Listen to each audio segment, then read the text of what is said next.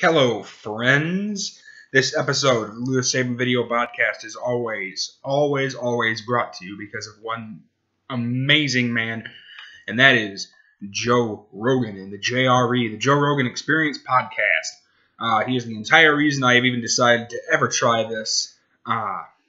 His podcast is absolutely amazing.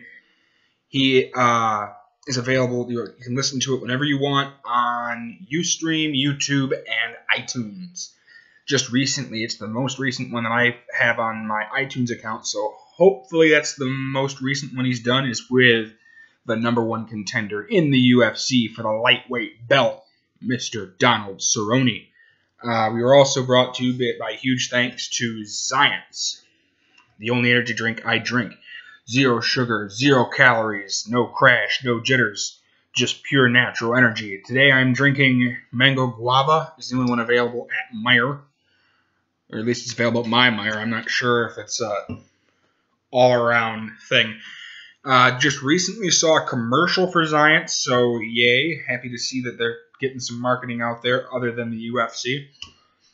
And as always, of course, I am not actually sponsored by any of these people. I'm just a huge fan, and I would love for them to actually sponsor me. That would be fantastic. I've been asked recently why I bring up Zions and why on earth. The main reason I started doing Zions is because I'm not a huge energy drink person. I don't like energy drinks. And I saw they sponsored the UFC, and I was like, let's give it a shot. Worst case, I don't like it, all right. And it was delicious. And now it's the only energy drink I drink, and I figured, you know what? At the time, now they're starting to get marketing out. Nobody really talked about Zions. Still really not, there's the one commercial that I've seen. Other than that, there's nothing on Zions. And so I decided that it'd be a good idea to, throw them out here, maybe see if they'd notice me. I doubt it. I only have like 2 followers, which is sad. But, maybe somebody would notice it and they give me a little sponsorship or something. Also because I just love their product. So that's why I mentioned them. All right. Today we are going to be talking about a tasty treat that somebody posted, a friend of mine posted on his Facebook page. And now I have to say fuck him because I have to make it now. We're going to cover the UFC Fight Night 75. That's Barnett versus Hunt. No, not Hunt. Sorry, Barnett versus who the hell is he fighting? Roy Nelson. I'm going to cover a couple of other fights, a couple of little announcements from them. We're going to cover the college football schedule for this week and also the rankings. All right, let's crack this baby open.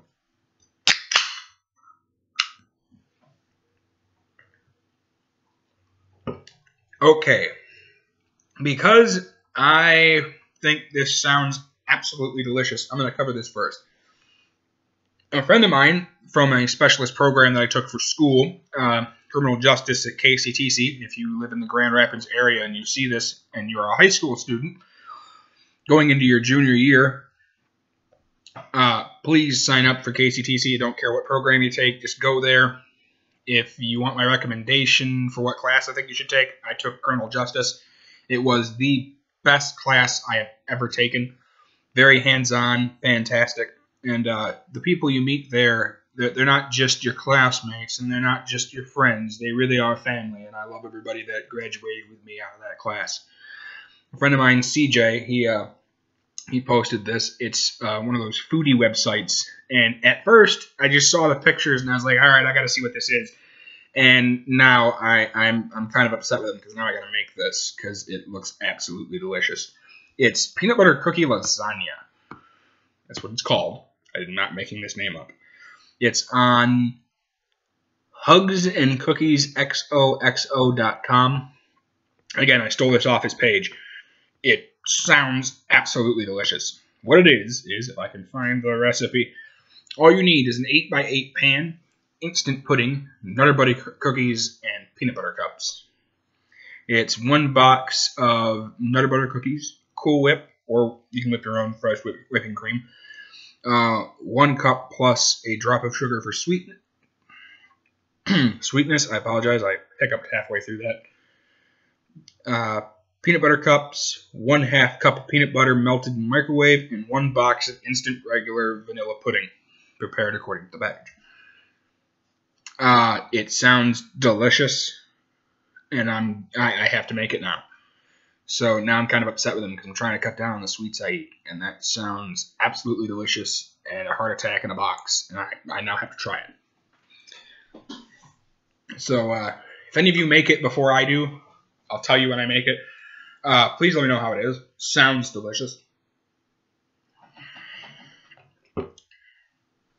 Okay.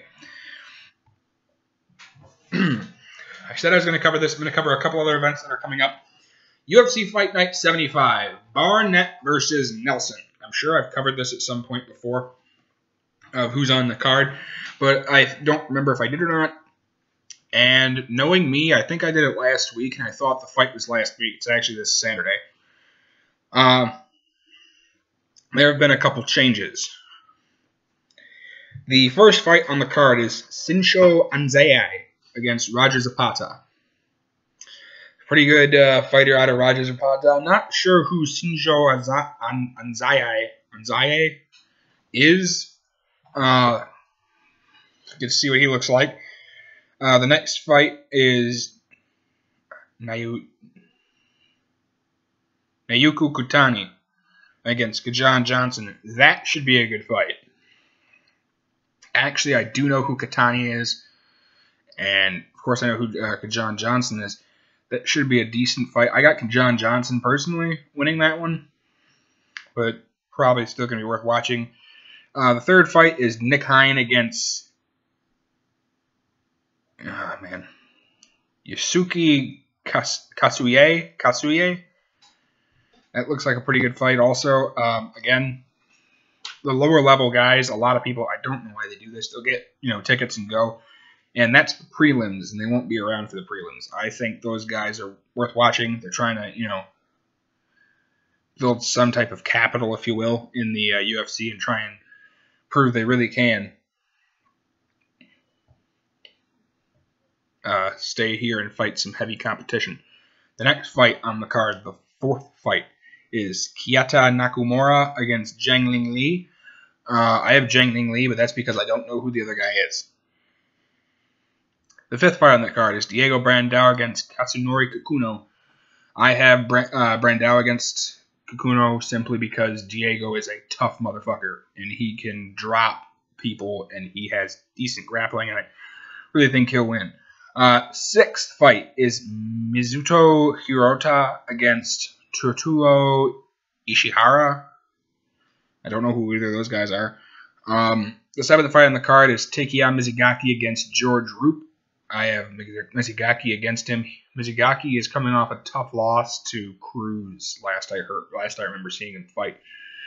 Dominic Cruz, of course, is the former bantamweight champion. I'll cover that in a second. There's a little news on him. The co-main event is Gegard Mousasi against Uriah Hall. That should be a fun fight, actually. A lot of people are downgrading it, Gegard's fighting Uriah. Yeah, well, Uriah, he can bang if he wants to. And I really think he's starting to get finally a footing as to what it is he wants to do inside the octagon. And so I think that'll be a hell of a fight. And Gegard always has, amazing performances. And then, of course, the main event is Josh Barnett against Roy Nelson. I have Josh Barnett via any way he wants, and I really hope he retires Roy Nelson after this fight. Nothing against Roy. I like Roy. But it's one of those where he has, with the exception of that big right hand, very little to work on. He can knock you out, but other than that, he's not really well-versed. And I've seen him take some big hits lately. And I think before you end up with brain damage, you need to be done. You're not going to fight for a belt. Even if you did, you'd get demolished. So, yeah, I hope Roy retires. Best of luck to Josh Barnett or Roy. Best of luck to both of them, really. I think Josh wins, though. Okay, other news that I felt was kind of interesting. Their upcoming fights. I don't know why my nose is running. Probably from those wings I ate a minute ago. They're a little warm.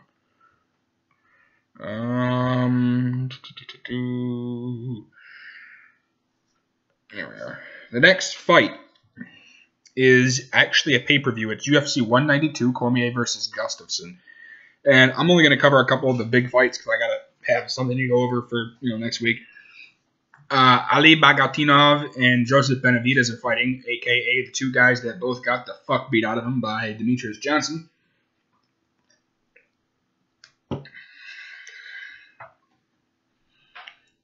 Sergio Pettis is fighting Chris Carriazo. That should be a good fight. Juliana Pena is fighting Jessica Evil Eye, which is going to be a very good fight. And the three fights before the main event are even spectacular. You've got Ruslan Magomedov against Sean Jordan. I think Sean Jordan knocks out Magomedov. Kid's got a fucking hand out of just sheer. It's incredible to watch. I think he knocks him out. And then you get Johnny Hendricks against Tyron Woodley. Yeah, Tyron, not Tyrone, Tyron. It kind of pisses me off when people can't pronounce his name. Not anybody. I mean, normal people I correct, no problem. It's when you're watching like FS1 and they're like, Tyrone Woodley. And you're like, no, his name is Tyron. There's no E after the N. It's Tyron. Tyron. Very simple. I think that's going to be a good technical fight. Johnny, I'm sure, is not going to try to knock him out. Nothing against, Tyron Woodley's chin, but I don't think that's a good idea. Because if you try and stand with try and bang with Tyron Woodley standing there in front of him, he's got some power too. He could put you away. But I don't know if Johnny's best option is to try and wrestle fuck him either, because Tyron, I think he gets beat up a little bit on the ground, but he does have some tricky transitions that can help him out. So I think that's going to be a great fight. Totally worth watching. The co-main event is Rashad Sugar Evans against Ryan Darth Bader. That fight is for number one contender, to my knowledge. Should be anyway. I mean, I don't know if it. Yeah, it is, because the next fight is. I don't know why I had to think about that. Both amazing wrestlers. I think Ryan's striking has gotten better. I haven't seen Rashad in the cage in a long time. I hope that doesn't. That drought doesn't throw him off. I'd like to see Rashad win, but I wouldn't put it past Bader to be able to somehow edge out against Evans. So I think that should be an impressive fight. The main event is Daniel D.C. Cormier against Alexander Gustafsson. Daniel Cormier is going to beat Alex Gustafsson up, and it's going to be fun to watch. That is in Houston, Texas on October 3rd. Other fights that are coming up that are interesting, I should say, just even some that are just oddly announced. Let me check this real quick. December 10th, Paige Van Zant's getting a main event finally. It's a fight night card, which means it's on cable. And that is Paige Van Zant and Joanna. I fuck up her last name every time I try to say it. Calderwood, I think is how you pronounce it. The reason it throws me off is because when I first look at it, I think of Caldwell, and then I look away and go, shit, that's right, that's not it. That card so far,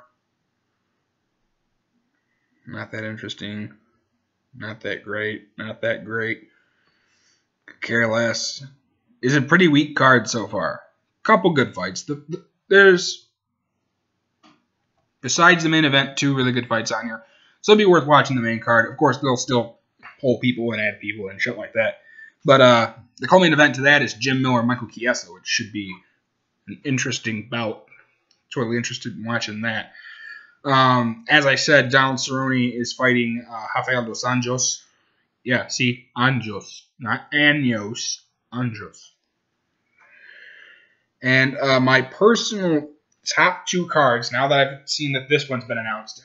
So, hands down, my original thought was Fight of the Year. Now it's been moved back, so it'll be the Fight of the Year for 2016, probably. Is going to happen on January 2nd, and that is Robbie Lawler and Carlos Condit. UFC 195. That is for the welterweight belt. I really hope Condit beats Lawler simply because it'd be great to see him have the belt. But at the same time, Lawler is a motherfucker, man. He's got a great chin, decent wrestling, good striking. It's going to be a great one to watch. And on January 17th, this is just announced about a month ago, I think 3 weeks ago, coming up on 3 weeks. TJ Dillashaw will be defending his belt on January 17th inside the United States, yet to be determined as to where they're going to be, on a Fight Night card. And he is fighting Dominic Cruz, a.k.a. the guy who's going to steal his belt from him.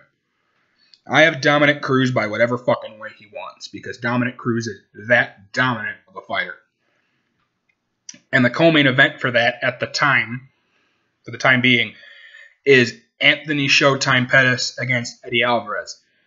That should be an amazing card just based on those 2 fights. Assuming they don't do what a lot of other people do, which would be add a bunch of bums to it after that. If they add decent names to this card, it should be the card of the year. There are no other fights really announced after that. I don't believe. I'm checking that right now if the page would load.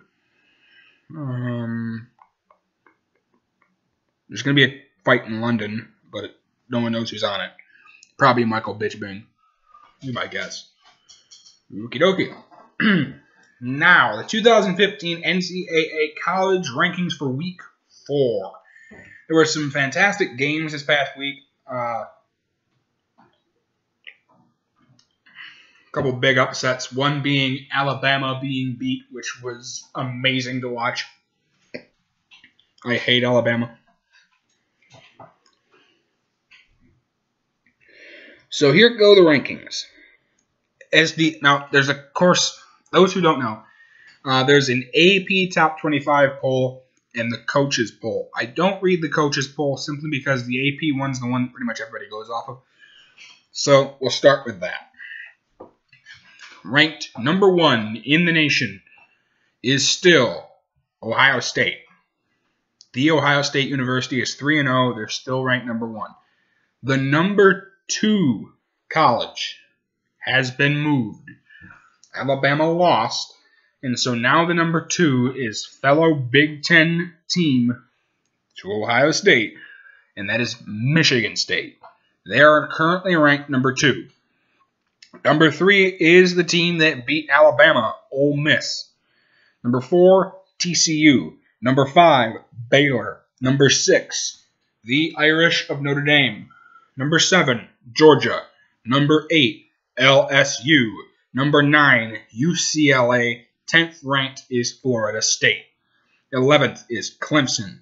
12th, because God forbid they fall any further than where they really should be, is Alabama. 13th is Oregon.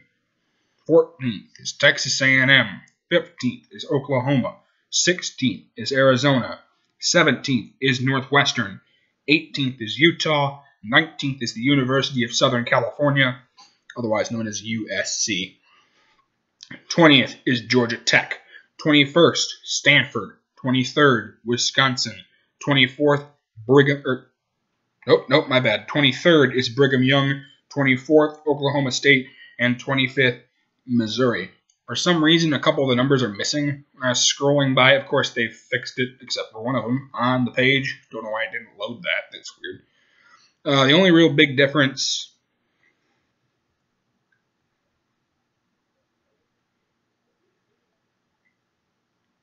on the AP and the coaches poll is that Clemson is 10th. And there's a couple other teams that got juggled, but it really doesn't matter because, well, as I said, I prefer covering the AP poll. It's a little more accurate, per se. It's the one that everybody else goes off of. Excuse me. Sorry, I don't know why I have issues going on. So, tonight at 7:30, this is the schedule for this week for college football. Cincinnati plays Memphis. Friday, the 25th, Boise State plays at Virginia. And that's at 8 p.m. for Eastern time. I'm going to stop doing that. I don't know why I keep doing that. I'll try to stop. Number 21, Stanford plays at Oregon State.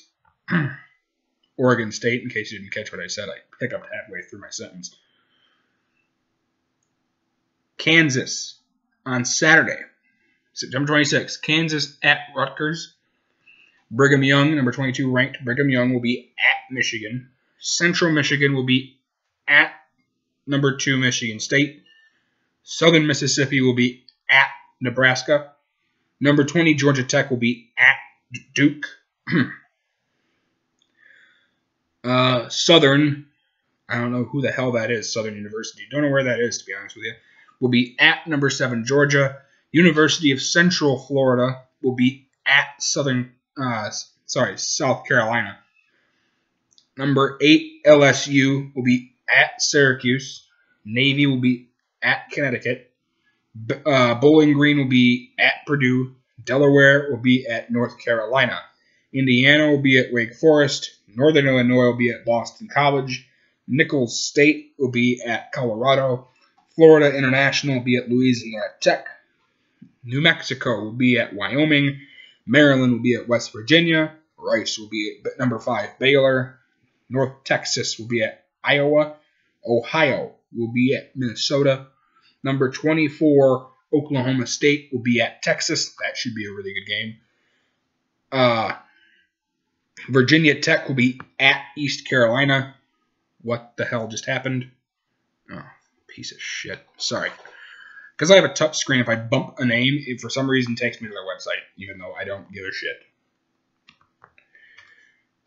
Tennessee will be at Florida. Appalachian State will be at Old Dominion. University of Massachusetts will be at Notre Dame. Western Michigan will be at number 1 Ohio State. San Diego State will be at Penn State. Marshall will be at Kent State. That's Miami of Ohio will be at Western Kentucky. Nevada will be at Buffalo. Louisiana Monroe will be at Alabama. Mid-Tennessee will be at Illinois. Number 3 Texas Christian will be at Texas Tech. That actually is a good game usually throughout the year because it's 2 Texas teams battling each other. Might be worth watching. California will be at Washington. Army will be at Eastern Michigan. Samford, I always fuck that up, will be at Louisville. Number 14, Texas A&M will be at Arkansas. Vanderbilt will be at number 3, Ole Miss. James Madison will be at SMU. Colorado State will be at Texas San Antonio. Florida Atlantic at Charlotte. Akron at Louisiana Lafayette. Arkansas State at Toledo. Mississippi State against Auburn. That's at Auburn. Missouri, number 25, Missouri at Kentucky. NC State at Southern Alabama. Or South Alabama. The same fucking thing, basically. Number 9, UCLA at number 16, Arizona. Ball State at number 17, Northwestern. I have never heard of this college. Incarnate Word. Anyone know what the fuck that is? I assume it's a Christian school. At UTEP, Hawaii at number 22, Wisconsin. Texas State at Houston, number 18, almost said 16. Utah at number 13, Oregon. Georgia Southern at Idaho.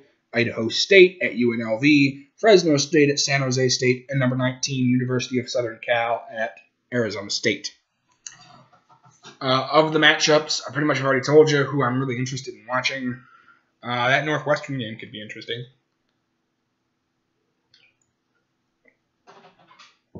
That's been a resurging team. You know, they kind of had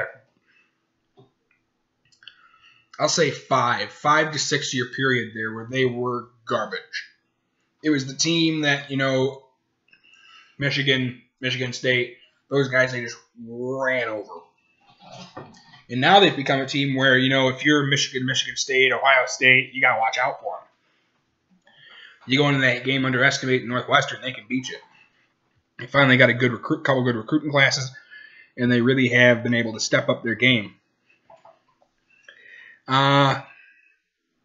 Because I'm a Michigan native, if you will, I live here. The games I'll probably be watching. I'm definitely going to try and watch. Yeah, I'll probably be able to fit it in. Is Central Michigan and MSU. That should be a good game. Simply because, I don't mean it should be a good game. I mean, it should be an interesting game for me to watch because it's a little Michigan school against the big Michigan school. Brigham Young, of course, is playing Michigan. I'll probably purposely miss that one because I don't care. UMass plays Notre Dame, which is a big deal to me. I did not know that UMass is 0-2. Wow. Notre Dame's been having a pretty good year, even though we are missing our starting quarterback and our starting running back. I'm very interested to see how we do against UMass.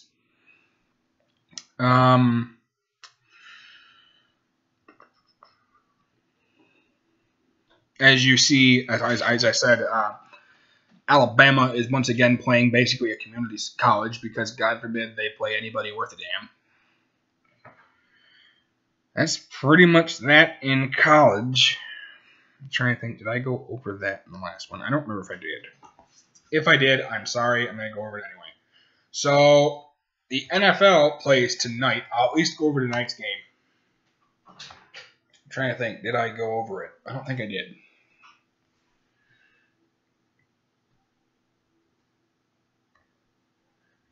Okay, yeah, sorry, I forgot. So my last podcast, I know for a fact I did this. I covered injuries. There's some injuries that have happened. And one of those injuries was to Drew Brees, the quarterback for... There's got to be a way to monkey with this. Going into week 3. He tore something in his rotator cuff or injured his rotator cuff. And that's been a big question, if he'll be able to play. At the moment, I'm hearing he will play. According to the NFL Network, he did not practice yesterday, but it's a possibility still that he will be playing. I don't know when they're playing, actually, because... Let me look. When are they playing? They're playing the Panthers at 1. Might be worth starting him. I don't know. Check that out. But tonight, the 24th of September, Thursday night game at 8:25 p.m. Eastern Standard Time, be on CBS and NFL Network, is the Redskins at the Giants. That, of course, is New York. Washington and New York. They're happy. The Redskins, of course, have Kirk Cousins currently starting as the quarterback. They have Alfred Morris and Jones. I don't know his first name. As their running back, I just actually, for my fantasy team, dropped Alfred Morris to pick up Jones because, God forbid, they hand Alfred Morris the ball ever to get me points. So I thought I'd try with the other guy. See how that goes.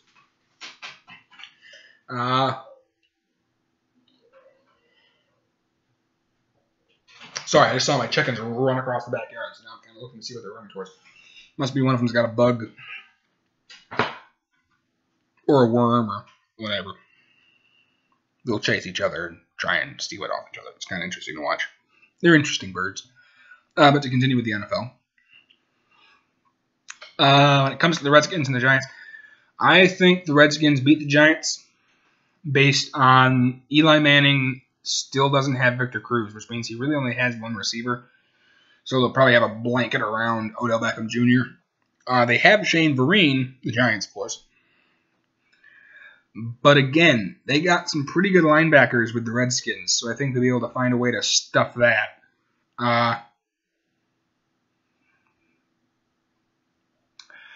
Yeah, I think the Redskins pull it out against the Giants.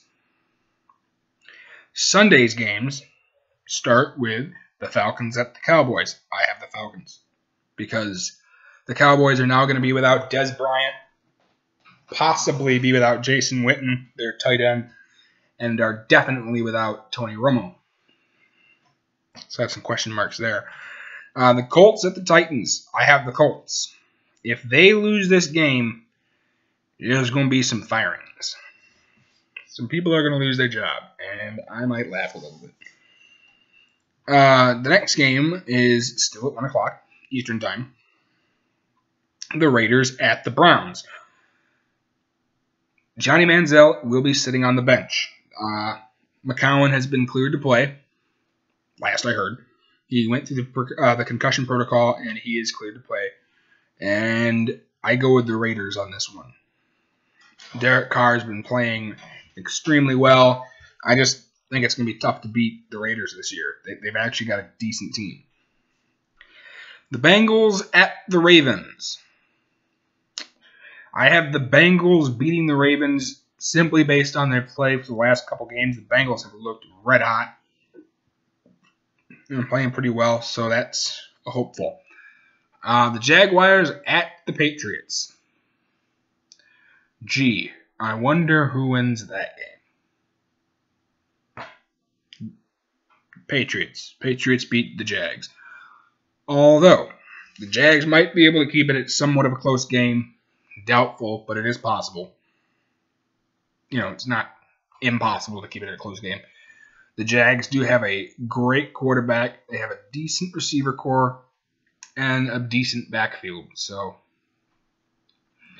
they might be able to pull off 14 points or so against the Patriots, maybe 17 points. The Saints at the Panthers. Of course, I'm going with the Saints if Drew Brees is starting.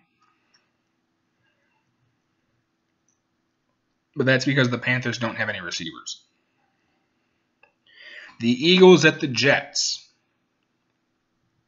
I have the Jets beating the Eagles. The Eagles line doesn't look good. They've had some problems there. I don't trust Sam Bradford. And Murray hasn't been able to get upfield. So I'm thinking the Jets beat them. The Buccaneers play the Texans. Jameis is about to get a very rude awakening by J.J. Watt punishing him for how long do they play? 90 minutes? Is that how long an NFL game is, regulation? 90 minutes? J.J. Watt is going to try to murder him. And he's going to have almost... I'm going to say he's going to have basically no obstruction from being able to do that because the Buccaneers' offensive line blows. The Chargers at the Vikings. I am going to go with the Chargers simply because Phillip Rivers. I trust and enjoy watching Teddy Bridgewater, but Phillip Rivers is hard to deny.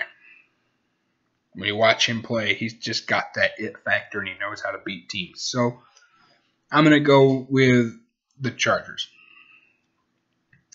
The Steelers at the Rams. Steelers.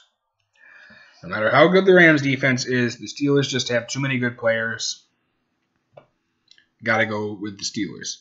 The 49ers at the Cardinals. Cardinals beat the Niners easily. That defense is just too hard to beat, and Carson Palmer is that good. The Bills at the Dolphins.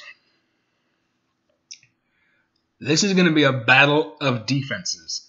I think the Dolphins' offense is only subpar. I think the Bills' offense is a little bit better than the Dolphins. But the Dolphins' defense is going to have, it just has too many weapons. Same thing with actually the Bills' defense. They got quite a few weapons also. So I actually am going to go with the Bills winning against the Dolphins, but I think it's going to be a close game. The Bears play at Seattle. There are two reasons why I say Seahawks beat the Bears. 1, no Jake Cutler. 2, Cam Chancellor's back. With Cam back, that backfield is going to be 10 times better than it was. They beat them, hands down. The Sunday night game is Peyton Manning and the Denver Broncos at Detroit. Peyton Manning will beat Detroit. As much as I like to see Detroit win, I don't see it happening. For several reasons. 1, that Broncos defense is tough. 2, Peyton Manning, if he does what he did against the Chiefs, where he just goes no huddle in the shotgun, he beats us. 3, the Lions have basically no defensive line. And if DeAndre Levy's out, we're really screwed. And 4, we're going to target Calvin like twice during the entire game like we have the past couple weeks, and we're going to blow. That's why I think we lose. And the Monday night game is the Chiefs at the Packers. The man who was taken first overall facing off against the man that was supposed to be taken first overall. I, of course, am talking about Alex Smith with the Chiefs and Aaron Rodgers with the Packers. Aaron Rodgers fell in the Packers' lap. They took him. Rightfully so, as we're watching him become one of the best quarterbacks ever to play the game.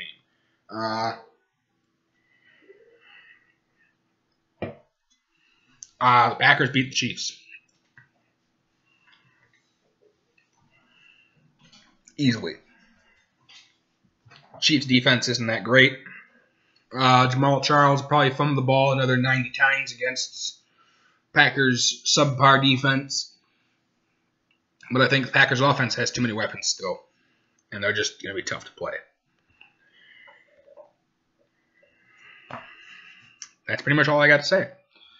Not too long here. I should have some comedy dates coming up. I'll be doing some open mic shit. Trying to think if there's really anything else going on. The Ultimate Fighter is going on.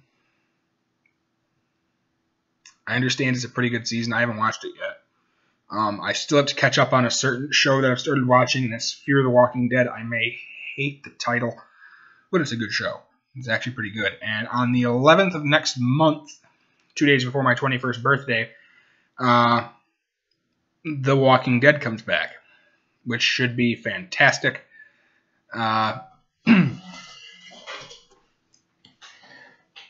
It's a good show. I hate when I hear people talk smack about it, because it's one of those where you go, I get some people may not like it, but overall, it's actually a pretty good show. Trying to think if I got anything else really for you. Oh, yes I do. Terrible reviews. I have one. Because I'm bad at reviewing things, I kind of just give you my subpar opinion and move on. FX's new show, The Bastard Executioner. I get where people may enjoy it. I thought the writing was alright, but it was too much like Sons. I can't watch it.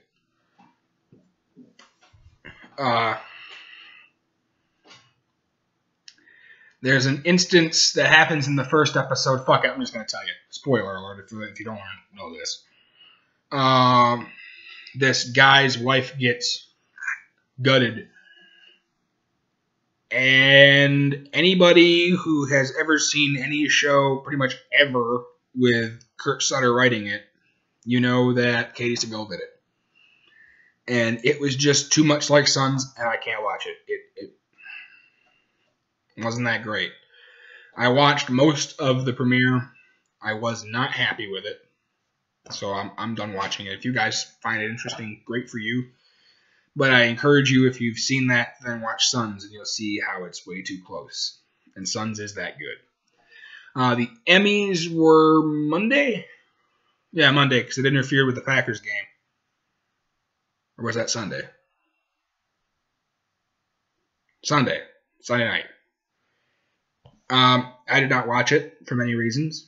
One being the fact that there were no actors up for Sons, which is a fucking travesty. But Mad Men, which I think is a god-awful show, won a bunch of awards, or was nominated at least.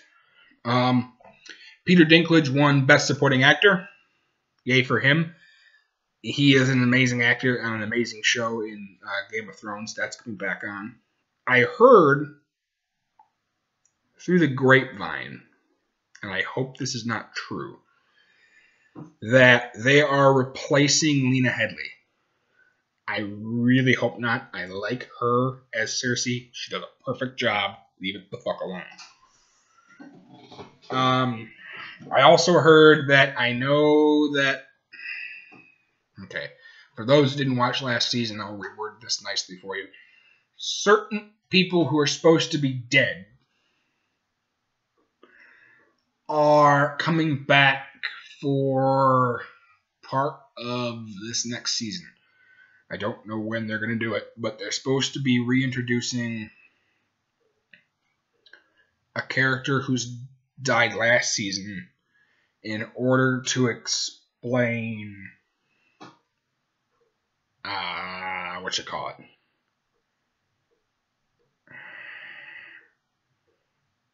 I'm trying to come up with a way of explaining this without giving it away. Fuck it.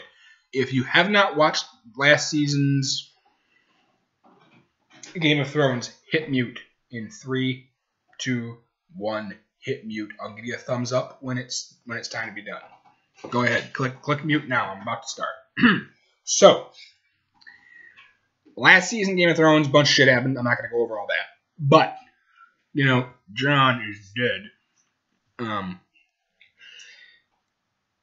Or so we're supposed to think. It's never actually said. I didn't read the book, so I don't know if it actually says if he's dead or not. But, they're supposed to be doing a flashback of his parents. Or it's supposed to be, from what my understanding is of how it's set up, it's supposed to be Eddard's wife Eddard's sister, I'm sorry. And it's supposed to be like a flashback. And they might explain who Jon's mom is. It's again, a toss-up as to whether or not that'll happen. But they've casted some people for that. You're good. They're going to bring in, I forget what his name is. He's going to be playing Sam's dad, which is going to be cool to see. I can't think of the actor's name now. It's a big name actor. Other than that, not really any big news coming out of there. That's a pretty quiet show. They don't really tell you a lot about who they're bringing in. I forget what the fuck I was watching. It's a commercial. And Arya showed up in the commercial that I was watching. It was kind of funny because I saw her and was like, hey, I know who that is. She's a fantastic actress. Of course, a big thing happened with her. I'm not going to cover that. Biggest thing that should be going on next season, from my understanding, again, I don't work with the cast, so I don't know.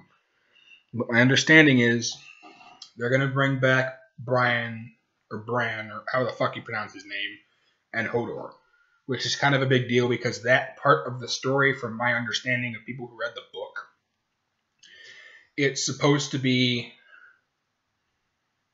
he's supposed to be really important. So,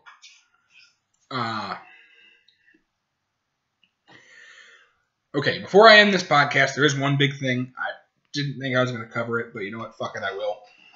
That is a huge deal, and I'm hopeful to get the number of the NSAC, and I will be calling them, along with pretty much everybody else. So Diaz went through his deal with the Nevada State Athletic Commission, if I can fucking talk, with mixed martial arts, and he has been banned for 5 years due to weed. And my number one argument with that is bullshit. First of all, 5 years is way too long. If you suspend him like a year, I, again, would prefer that you didn't do it, but I understand they're standing on drugs. First of all, marijuana is not going to help you perform in any way, shape, or form with mixed martial arts. It's not a performance enhancement. If anything, it's going to make you want to sit down on the couch and eat munchies and watch goofy TV. It's not going to make you want to punch somebody in the face. 2, it's ridiculous that it's 5 fucking years. So he smokes a little weed. Big fucking deal. Where he lives, it's legal. I remember correctly, he's from, of course, California. But I'm pretty sure he moved to, like, Seattle. It's not Seattle, it's somewhere else. Where it's legal to do that. So I don't see why you guys should care. Also, if he's not doing it... So... When the fuck did he fight last? He fought Anderson. He popped up with positive for marijuana. Okay, if that's the only thing in his system, you should give him a fucking medal, because at least he's not juicing like certain guys. Cough, cough, Rafael Dos Anjos. And Vitor. He's not juicing my ass.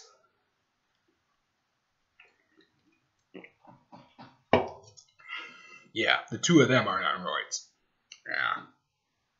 Yeah, they are. But to say that you suspend Diaz for that long is fucking ridiculous. Ronda said it.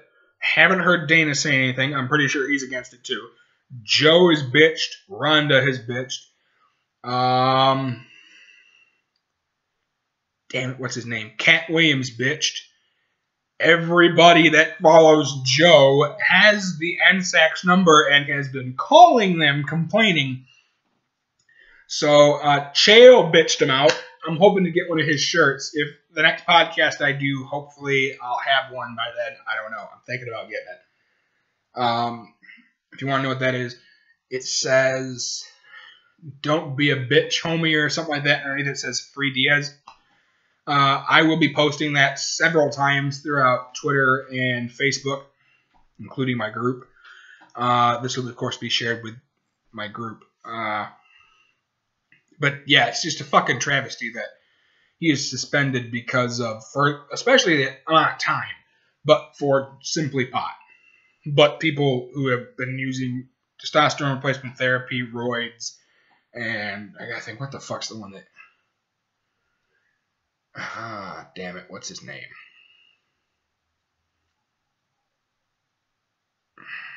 I can't think of it now. But, they're allowed to kind of skate by, or they're only given a year. But Diaz gets 5 for marijuana.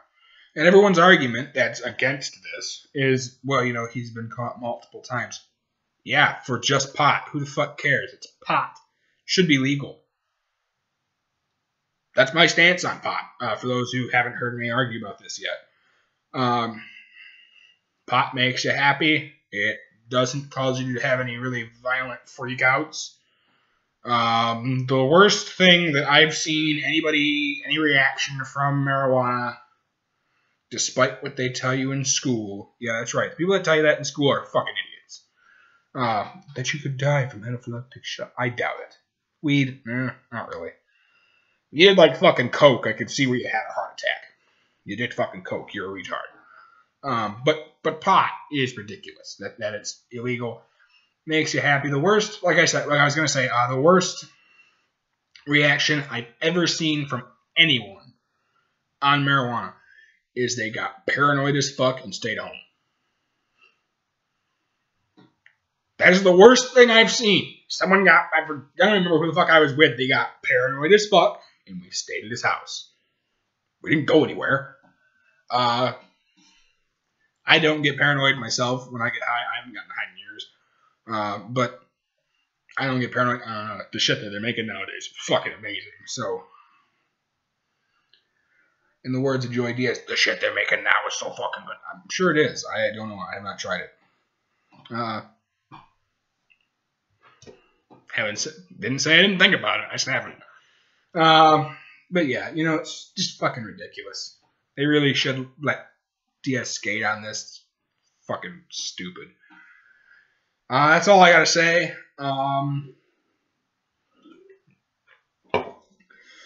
Hopefully I should have some comedy dates coming up for you guys.